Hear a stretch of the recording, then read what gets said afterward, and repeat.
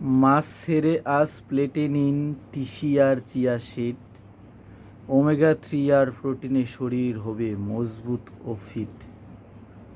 ডিমের বদলে খান টাটকা ছানা আর পনির, ভিটামিন B12 আর প্রোটিনে চাঙ্গা হবে শরীর। খাসির মাংসের বদলে থালায় রাখুন রাজমা ছোলা, হার্ট থাকবে ফ্রেন্ডলি, থাকবে না রোগবালাইয়ের দোলা। মুরগির চেয়ে সোয়া চাঙ্কে প্রোটিন পাবেন দ্বিগুণ বেশি, হাড় পেশি হবে শক্ত, মুখে ফুটবে চওড়া হাসি।